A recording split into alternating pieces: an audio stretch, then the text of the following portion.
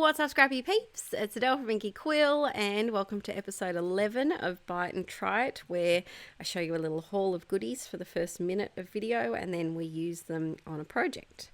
I've got some banners from Paige Evans, along with these deliciously awesome Heidi Swapp little stickers. I adore these. I just found another set that she has for another collection, and I've also bought those too because I've really used the bejesus out of that packet. There's not many left. Next up, I've got the sticker sheet from Crepe Paper Garden Party, and I also have the chipboard for that collection too. I've got this little stencil with all little hearts on it, which is sweet. Now these stickers, not a fan. We'll rant about these later in the video, but yeah, I'm not a huge fan of those ones, and I'll tell you why. But on a happy note, look at that little fox. I was a sucker for this garden party chipboard. I may have purchased 2 of them.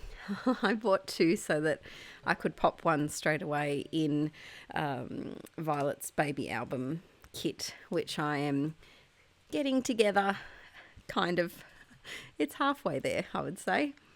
So first up, I am going to pick my papers, and I'm working with a 12 by 12 format today, which I do like when I'm using multiple 4 by 6 photos. It just gives a little bit more wiggle room. All of the papers that I'm using have also been recent ones that I've added to my stash and am yet to put away, which is why they're next to my desk on the floor, and that's why they were picked for this episode. I am a lazy crafter. You peeps know this. If you've watched at least one of my videos, you'll know that I'm not a precise cutter or a precise organizer. I go with the flow, and sometimes it works out in the better because I have things at arm's reach in my crafter-lanches when I need them the most. I've got my 2 photos here, and this background paper I do believe is a Pink Fresh Studio one. It's just this really soft, delicate pattern. I wanted something that wasn't too hectically crazy because these photos are very, I think, gentle photos, especially that second one of Archie looking at Violet. First one, he is doing a bit of a crazy smile, but that was he went through that stage. You know, that stage, all kids go through that stage where their smiles are extremely forced and awkward. We were deep in that stage where there was a squinty eye in almost every smiling photo when he was 2. And I just wanted something that kind of counteracted that. So this chipboard, let's chat about giant chipboard pieces for a moment here. Now, what's your thoughts on giant chipboard pieces, especially words? I am going to admit I don't really like them. I find them difficult to use. I really struggle with them, which is why I thought, let's rip off the Band-Aid early instead of having this You Shine piece hanging around until the very end of days of this chipboard packet. Let's just use it straight away. So it's good in a way because it comes up as, it gives you the title of the page without a lot of effort. You don't have to really pick thickers. You don't have to pick which words you're using. But it takes up a lot of space, and I don't think I would have used it unless I had multiple large photos or one really giant photo that took up more space than the actual the actual chipboard You Shine itself. So yeah, I'm glad I used it now because I think it would have been a bit of a struggle. Going through the chipboard, and I wanted to make 2 little clusters. Sometimes when I use chipboard, I get a little bit nervous about using more than one piece because, I don't know, I made this one layout once and it will go down in history in my brain as the worst layout I ever made. It never saw the light of day of the YouTubes. It got half filmed and then it got tossed, and I think it's the only layout I've ever thrown out.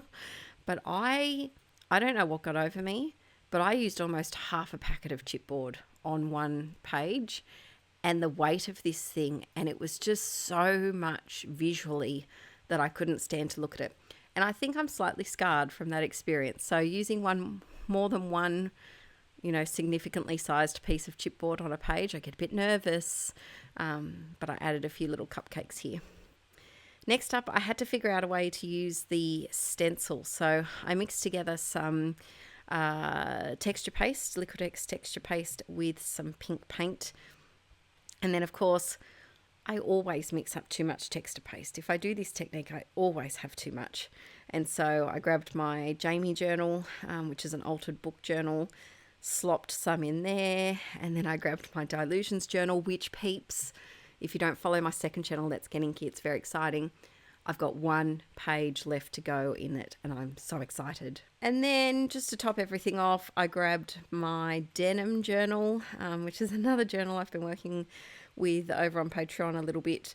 I need to use this journal more. I'm avoiding it at the moment because I'm not liking the denim pages, but we're getting there. We're getting there slowly. And so I thought, hey, the more pink stars, the better, and the pink hearts. So there'll be quite a few pages with those coming up on some Let's Get Inky and Patreon videos. Then I'm going through this the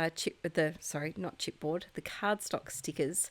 And another sticker that I often have trouble with these crepe paper collections are the vintagey looking kind of ads, not ads necessarily, but labels. So there's quite often like a lot of tea labels or, I don't know, just little rectangle and circle designs that look like they belong on something.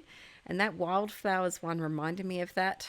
So I wanted to get that used, and it kind of blends in to the pink scattered hearts as well. Off camera, I have also dried the bejesus out of this page because texture paste, it takes for freaking ever to dry. And I always seem to do these pages that involve texture paste when I'm on a time crunch. So quite often I'll time my filming day so that, you know, I have 15 minutes before I have to pick up the kids from daycare so I can run around and, you know, tie up loose ends and wash up a couple of things or whatnot.